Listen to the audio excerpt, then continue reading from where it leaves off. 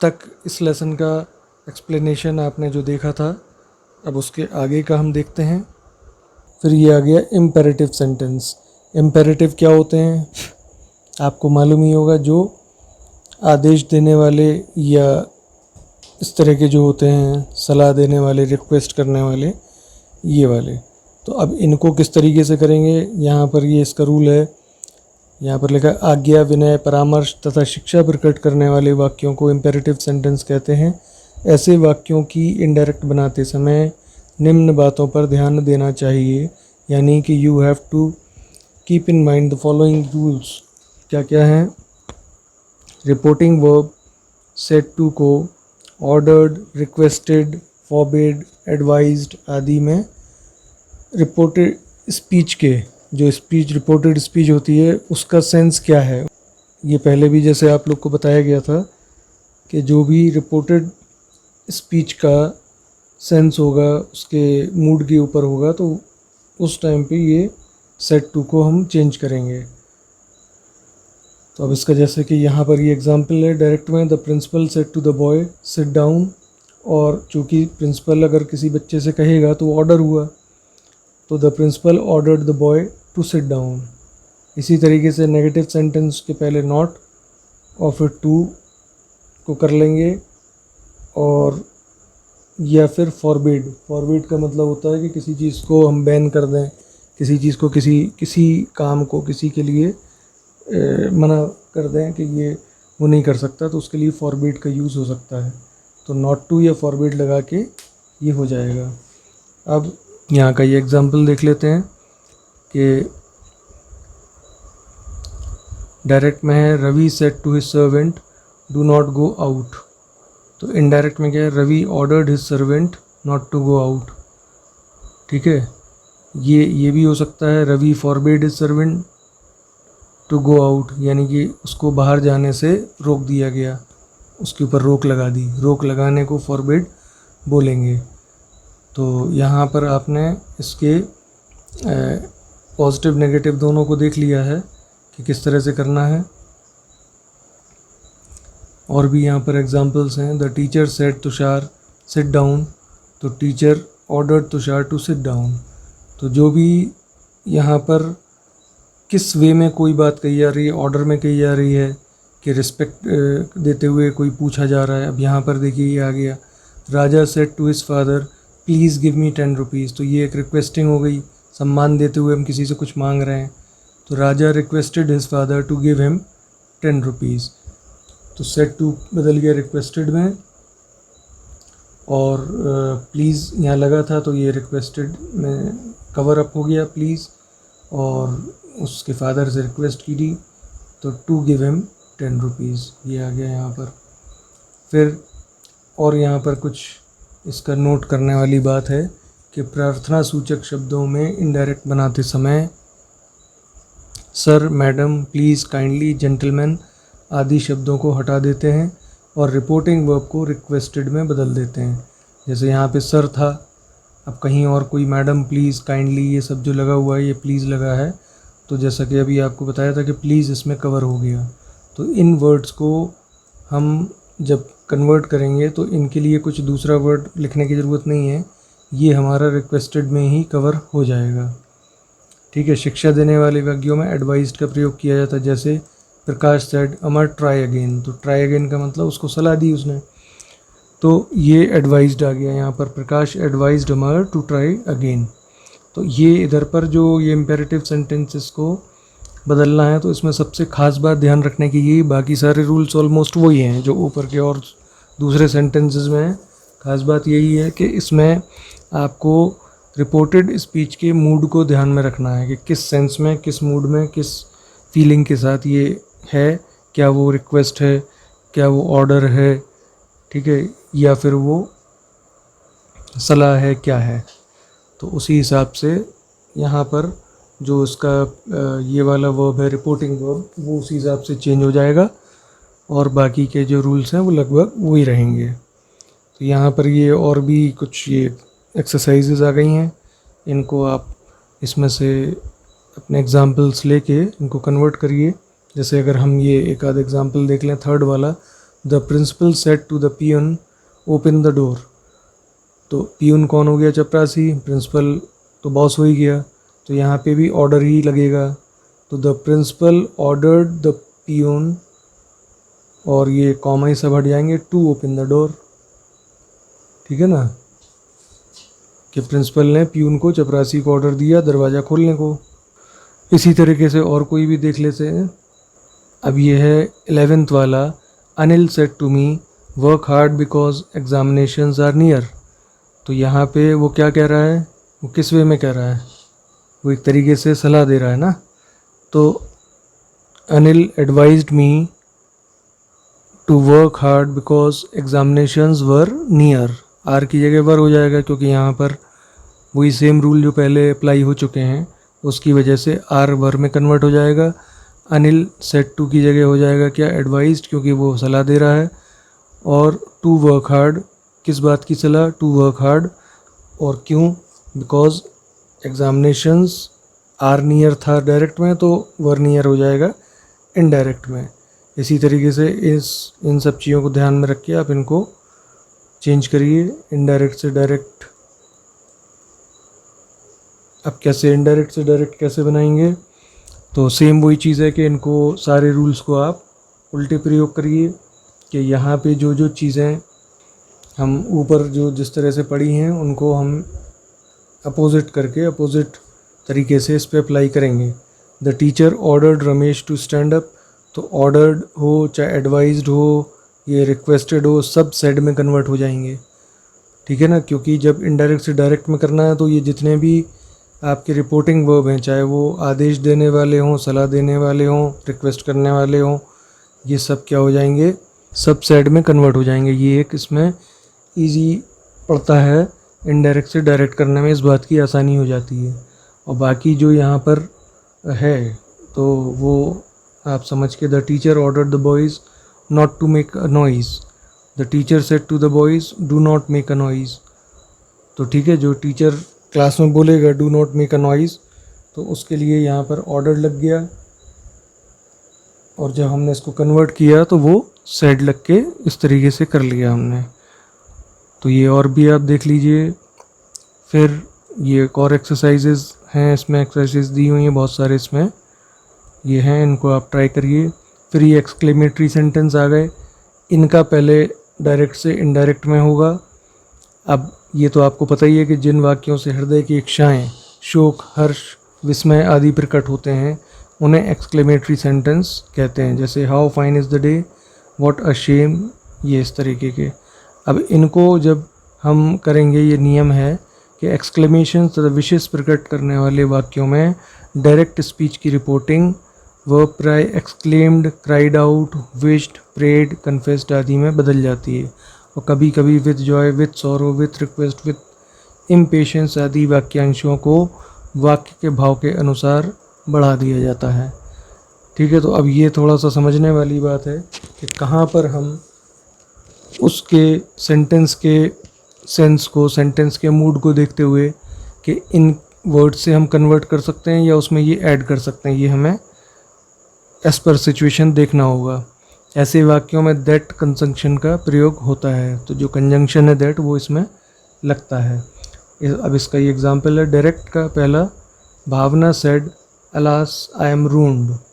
ठीक है, तो भावना एक्सक्लेम्ड विथ सॉरो, तो ये सेड जो था, तो ये दुख प्रकट करने के लिए जो वर्ड था अलास, तो इसके बदले में एक्सक्लेम्ड विद सॉरो। एक्सक्लेम्ड तो इसलिए कि जो ये स्ट्रॉन्ग फीलिंग है, तो एक्सक्लेम्ड, क्राइड आउट, ये सब तो लगेगा ही, लेकिन ये यहाँ पर ये जो वर्ड है अलास, ये दुख के लिए है, तो विद सॉरो, दुख के लिए ये यहाँ पर आ गया। That she was ruined, I am ruined, तो शी वॉज रून्ड, क्योंकि उसके लिए बोला जा रहा है। रूइंड का मतलब है तबाह हो जाना, बर्बाद हो जाना। अब ये और इस तरह से देख लीजिए आगे, डायरेक्ट में the old man said may God bless you, the old man prayed that God might bless him. फिर एक और है ये, the student said alas I wasted my time in doing nothing all these years. तो ये जो student कह रहा है कि इतनी दुख की बात है, ये अफसोस कर रहा है कि मैंने अपना जो वक्त था, समय था, वो ऐसे ही गंवा दिया इतने सालों का। तो द स्टूडेंट कन्फेस्ड, तो ये क्या हुआ, एक स्टूडेंट ने दुख में जो बात बोली लेकिन वो उसने अपनी एक गलती को माना। तो गलती मानने को कन्फेशन कहते हैं। तो यहाँ पर ये आ गया confessed. The student confessed with sorrow that he had wasted his time in doing nothing all those year.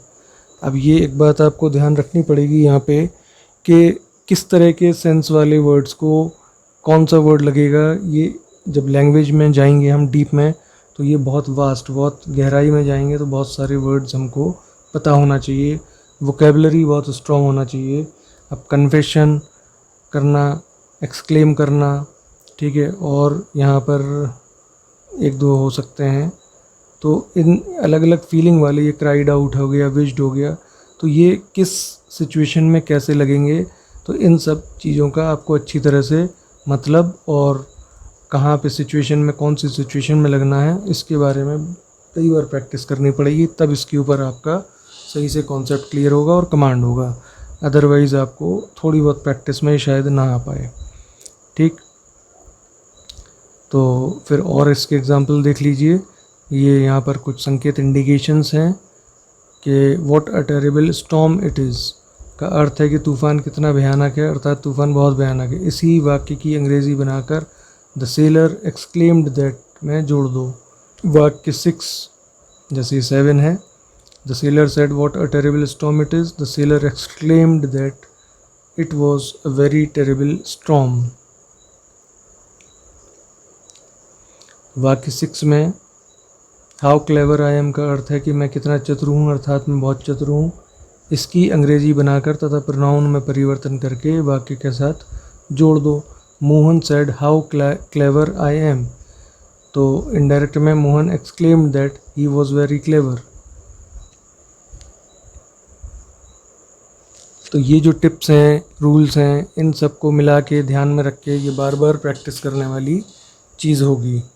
तो एक आप काम ये करिए, सब सारे इसमें जितने भी तरह के सेंटेंसेस के सारे रूल्स हैं, इनको आप सिर्फ पहले एक जगह रूल्स को लिखिए अपने रजिस्टर में कि असर्टिव सेंटेंसेस के डायरेक्ट से इनडायरेक्ट के रूल्स ही हैं, और चूँकि इनडायरेक्ट को डायरेक्ट में करने के लिए तो रूल्स वही हैं, बस उनको उल्टा कर देंगे।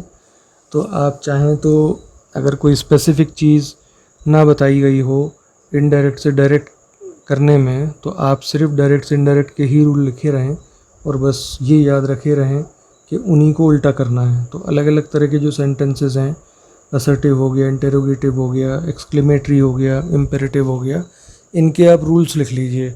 और फिर अलग अलग तरह से सेंटेंस को उठा के पहले आप ये पहचान करिए कि ये सेंटेंस कौन सा है, एक्सक्लेमेटरी है, इम्पेरेटिव है, असर्टिव है। फिर उनके दिए हुए रूल्स के हिसाब से उसको चेंज करने की कोशिश करिए, तब जाके आपकी प्रैक्टिस सही से शायद हो पाएगी। तो इनको आप देख के और ये कोशिश करिए। एक्सरसाइज एक और है, आप यहाँ से इसके इनडायरेक्ट से डायरेक्ट बनाने के लिए ये वही का वही है, जो रूल्स हैं उनको उल्टा कर दीजिए, और जैसा आपको ऊपर जो आपने पढ़ा उसके हिसाब से कि अगर एक्सक्लेम्ड है तो वो तो सैड में ही कन्वर्ट होगा, जैसे आपको पता ही है हर तरह से।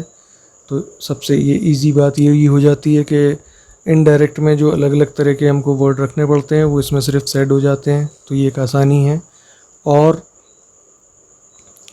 जो ये रिपोर्टेड स्पीच है कि it was a very fine morning, तो what a fine morning it is, तो जब हम बोलेंगे डायरेक्टली, तो अगर सुबह अच्छी है तो हम यही बोलेंगे what a fine morning it is. तो ये इनडायरेक्ट में बताया गया था कि कितनी अच्छी सुबह थी वो, that it was a fine morning, कि वो एक अच्छी सुबह थी। लेकिन जब डायरेक्ट में बोला जाएगा तो जो बोलने वाला है वो खुद बोल रहा है कि कितनी अच्छी ये सुबह है।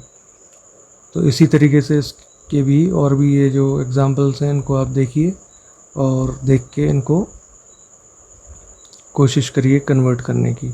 अब यहाँ पे ये लेट वाले वाक्य आ गए, जिनका लेट वर्ड यूज़ करते हुए सेंटेंस होते हैं। जैसे इम्पेरेटिव सेंटेंस में वाक्य का सब्जेक्ट छुपा रहता है और ये सब्जेक्ट हमेशा यू होता है। तो अगर जैसे गो देयर बोलेंगे तो इसका मतलब साफ है कि किसी से सामने वाले से हम बोल रहे हैं गो देयर, और सामने वाला कौन है? यू। तो ये जो भी सेंटेंसेस होंगे वो सामने वाले से ही बोले जा रहे हैं, यानी यू इसमें ऑलरेडी अंडरस्टूड है। कम हेयर का मतलब है तब भी हम किसी को देख के जो हमारे सामने उससे बोल रहे हैं कम हेयर, तो यानी यू कम हेयर, उसी को तो बोलेंगे कि तुम इधर आओ। तो इसमें भी यू अंडरस्टूड है। तो फर्स्ट और थर्ड पर्सन के इम्पेरेटिव सेंटेंस को लेट बोल के व्यक्त करते हैं, जैसे लेट हिम प्ले क्रिकेट। अगर हम इसको सामने वाले से बोलते सेकंड पर्सन से तो हम क्या बोलते? प्ले क्रिकेट, यानी यू प्ले क्रिकेट और यू अंडरस्टूड होता तो अकेला प्ले क्रिकेट। लेकिन हम सामने वाले से नहीं बोल रहे हैं, किसी और से थर्ड पर्सन से बोल रहे हैं, तो क्या हम कहेंगे कि लेट हिम प्ले क्रिकेट, उसको क्रिकेट खेलने दो। Let us do our work, कि चलो हम अपना काम करें, इस तरह से। अब यहाँ पर जो इसका एग्जांपल है डायरेक्ट का, they said let us play cricket now. और अब चूँकि यहाँ पर सेड जो ये यहाँ पर जो रिपोर्टेड स्पीच है वो किस मूड में है, किस सेंस में है? Let us play cricket now, कि दे सेड, उन्होंने कहा। उन्होंने का मतलब कोई फ्रेंड्स हो सकते हैं किसी के, एक से ज़्यादा लोग, कोई दूसरे लोग हो सकते हैं, बॉयज़ गर्ल्स कुछ भी हो सकते हैं, क्लासमेट हो सकते हैं। तो उन्होंने कहा कि चलो क्रिकेट खेलें। तो ये क्या बात हुई, किस सेंस में हुई? कि एक प्रपोज़ल है, एक प्रस्ताव है कि चलो हम लोग खेलते हैं। तो इसको यहाँ पर जब इनडायरेक्ट में है तो सेड की जगह प्रपोज्ड हो गया। तो क्योंकि इसका जो रिपोर्टेड स्पीच का जो मूड है, सेंस है, वो एक प्रपोज़ल का है। तो they propose that they should play cricket then, कि उन्होंने एक प्रपोज़ल दिया कि उनको उस वक्त क्रिकेट खेलना चाहिए। इसी तरीके से ये इसका जो रूल लिखा है, रिपोर्टिंग वर्ब को प्रपोज्ड या सजेस्टेड में बदलकर दैट कंजंक्शन का प्रयोग करके अस को वाक्य के अनुसार नॉमिनेटिव केस में बदलकर शुड क्रिया का प्रयोग किया जाता है। तो अब यहाँ पर ये तो आपने देख ही लिया, प्रपोज्ड या सजेस्टेड, दैट आई गया है, कंजंक्शन बीच में लग गया। अस को वाक्य के अनुसार नॉमिनेटिव केस, कि जो अस था वो दे हो गया, ठीक है। ये नॉमिनेटिव केस कहलाता है प्रोनाउंस का। ये अलग अलग तरह के प्रोनाउंस जो होते हैं उसमें आप और जब डीप में जाएंगे तब आपको पता चलेगा कि ये प्रोनाउन का नॉमिनेटिव केस ये है। दे, हिम, हिज, ये सब नॉमिनेटिव केस में आते हैं। और उनको बदलकर और शुड लगा दिया है इसमें कि खेलना चाहिए, क्योंकि वो उसने एक जो प्रपोज़ल दिया था, तो वो प्रपोज़ल का मतलब, प्रस्ताव का मतलब यही होता है कि ऐसा होना चाहिए। तो जब हमने नेगेटिव इसको उसमें किया, इनडायरेक्ट में किया, तो उसमें शुड लग गया। अब ये फिर है एग्जाम्पल डायरेक्ट का। The boy said to his friend let me work please, the boy requested his friends to let him work. तो इनको सेड का तो आपको पता ही है कि हमेशा जो इसका मूड के हिसाब से, जिस तरीके से हमने ये इसमें किया था, हमने इम्पेरेटिव में और एक्सक्लेमेटरी में किया था, उसी ढंग से ये लेट वाले वर्ड्स में भी, लेट वाले सेंटेंसेस में भी यूज़ होगा। तो इनको आप देखिए ठीक तरीके से, फिर ये आपका आ जाएगा इनडायरेक्ट से डायरेक्ट। तो इसमें भी वही है सेम, कि जो भी रूल्स हैं उनको उल्टा करना है। He propose that he should sleep, then he said let me sleep now. फिर है Arjuna requested Drona to let him shoot the bird, Arjun said to Drona let me shoot the bird. तो इसको थोड़ा स्टडी करेंगे तो आपको इजी तरीका हो जाएगा एक प्रैक्टिस करने के लिए। फिर इसके बाद जब आपको काफ़ी प्रैक्टिस करने के बाद कोई चीज़ समझ में ना आए तो फिर उसको आप डिस्कस करके पूछिए। तो उम्मीद है ये, हालांकि ये फर्स्ट वाला जो हमने लिया था असर्टिव सेंटेंस का, उसमें हमने डिटेल में डिस्कस किया था सब कुछ। इसमें हमने उतना डिटेल में नहीं किया है, और उसका रीज़न ये है कि जैसा कि शुरू में हमने पहले ही बताया था आपको कि ये इतने बड़े बड़े लेसन हैं, जबकि अगर आपको ये बताया जाए कि जो इसका जो बोर्ड का एग्ज़ाम्स आएगा तो उसमें शायद 2 नंबर का इसका आता है। तो अगर उसके हिसाब से देखा जाए तो काफ़ी सारा टाइम इसको एक्सप्लेन करने में और समझने में आपको लग जाएगा। हम टीचर्स को एक्सप्लेन करने में और आपको समझने में काफ़ी टाइम लगेगा, लेकिन चूँकि एक एक मार्क्स कीमती होता है तो वो नॉलेज अपनी इम्प्रूव करने के लिए भी, और एक भी मार्क्स छोड़ना नहीं है। इस हिसाब से आपको इसमें जितना हो सके उसको अच्छी तरह से डीप में जाना चाहिए। और जितना आप करेंगे प्रैक्टिस इसमें बार बार सेंटेंसेस को चेंज करेंगे, उतना ही आपका इसमें कमांड अच्छा हो जाएगा। तो इसलिए इसको अभी ये वाले पार्ट को हमने स्लो में, मतलब उतना ज़्यादा डीप में, उतना डिटेल में और ज़्यादा इसके एग्जांपल्स और ज़्यादा वो नहीं किया है कि ये अब आपको करना है, क्योंकि आपको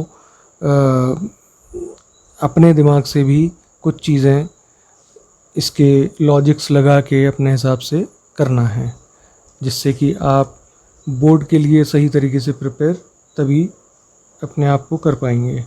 आपका डायरेक्ट इनडायरेक्ट यहाँ पर एंड हो गया है। अब ये हम लोग आगे अगले वीडियोस में दूसरा टॉपिक लेंगे। इसको आप जब तक अच्छी तरह से प्रैक्टिस करके तैयार करिए। Okay, good bye students.